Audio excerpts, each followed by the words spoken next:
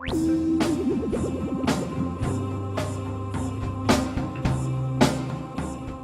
everyone, this is John from PhoneDog.com and DroidDog.com, and today I'm shooting a dogfight between HTC's HD2, which is a Windows mobile phone with HTC's custom UI Sense on top of it, and Google's Nexus 1, which is also manufactured by HTC and runs the stock Android operating system without Sense on top of it.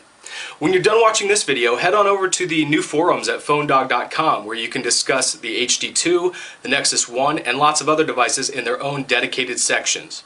Alright, let's get to it. So let's start just by taking a little tour around the outsides of these phones. On both, the first thing you're likely to notice is the large WVGA display. And both phones are at 800 by 480, although the HD2 has a 4.3 inch screen while the N1 has a 3.7 inch. Both are capacitive, both are pretty reflective. Just based on my experience after using the HD2 and then later the N1, I felt like the HD2 was more of a problem in the sunlight and well-lit areas, but it turns out that they're pretty close when I sit down to do a more accurate comparison. Now the HD2 has these 5 hardware buttons down at the bottom: call, home, Windows button, back, and end, power, while the Nexus has 4 capacitive buttons, touch-sensitive buttons: back, menu, home, and search, which is a context-sensitive button. Software is programmed to handle an entry differently depending on what app you're in or what section of the operating system. The HD2 is a bit heavier at 157 grams. The N1 is 130. And in terms of their actual practical difference in size, you can see that they're very close in depth. As for width, the HD2 is maybe a 1/4 of an inch wider, and for height, this one's a little more difficult for me to show.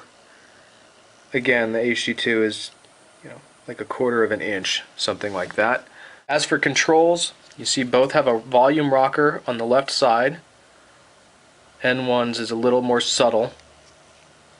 Both have this sort of alternating color wrapping around the edge, which I think is a nice look. You can see the N1 looks a little more rounded, which isn't for everybody. Personally, I think it's a little bit sleeker, but both look pretty stylish if you ask me. Input on the bottom, both are micro USB. HD2 has a 3.5mm audio jack on the bottom, whereas with the N1 it's on top alongside the power button. Nothing on top of the HD2. Both have a 5 megapixel camera with autofocus, but the HD2 has a dual LED flash, whereas the N1 just has a single LED. The battery cover on the HD2 I had a little bit of trouble with. For some reason it's not snapping right back into place very easily. It's not big problem, and it could just be this unit. The N1 pops off like that, where you have to slide it up, whereas the HD2 you just push it on and off. The batteries, in the N1 you're getting a 1400 milliampere battery, and the HD2 has 1230 milliampere hours. But one area where the HD2 really excels is in standby time, and you really have to hand it to HTC for pulling this off. Whereas the N1 has up to 10 hours of talk time in 2G and 7 hours on 3G, the HD2 has up to 320 minutes on WCDMA and up to 380 minutes on GSM. But for standby time, the HD2 is at 390 for WCDMA and 490 for GSM, whereas the N1 is 290 for 2G and 250 for 3G. So you've got 200 extra hours on the HD2 on GSM standby time. So I mean, practically speaking, if you've got the HD2 just sitting there not doing anything with the screen off, it's gonna last you days, and it's really nice to see that. It's a good surprise, to go pick up the phone that you haven't touched in a couple of days and have it be 75% full on battery. As you can see, both screens are susceptible to fingerprints. I don't believe either of them have any kind of oleophobic coating, so they do attract the oil from your fingers. They're not as easy to wipe off as, say, the Hero was. But again, they're beautiful displays. They really do look great. Both of these phones have the 1 GHz Snapdragon processor, so performance in that regard is similar, at least as far as the operating systems can manage that power. Both have 512 megabytes of ROM, but the N1 does have just a little bit more RAM than the HD2. HD2 has 448 megabytes, whereas the N1 has 512. However, those are not all available to the user.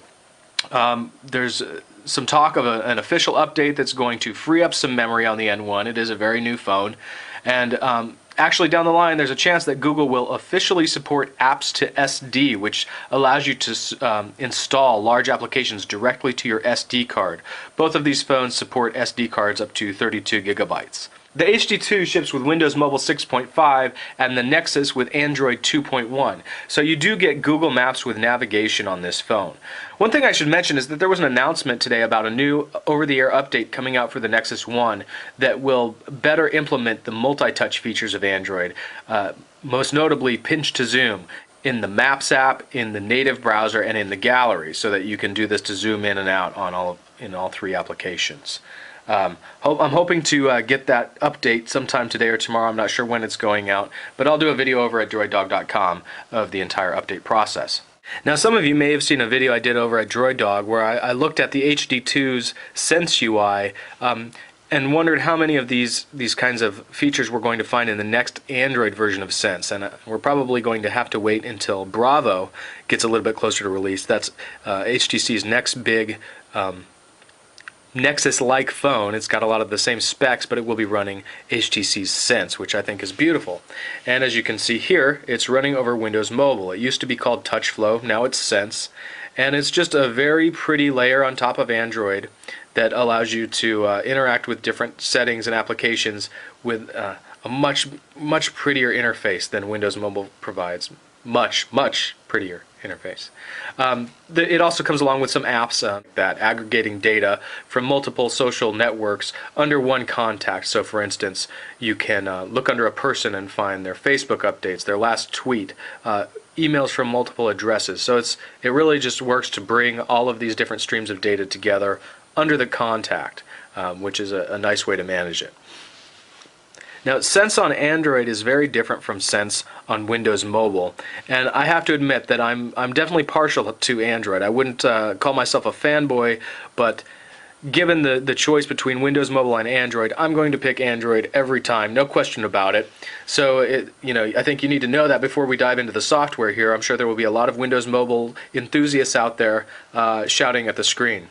Now, using this ribbon controller at the bottom of the screen, this Sense addition to Windows Mobile, you can run through some of your most common apps or different home screens, depends on how you want to look at it. Here is Peep, and this is the HTC Sense Twitter client, which functions as basically a home screen in Windows Mobile and a widget in Android.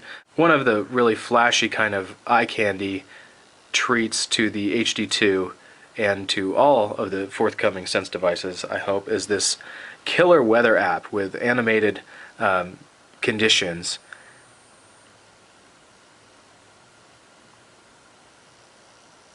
What I really dislike about Windows Mobile are the settings. It seems like settings for parts of the software that should be sitting right next to each other are separated in totally different areas of the phone, and I don't understand that.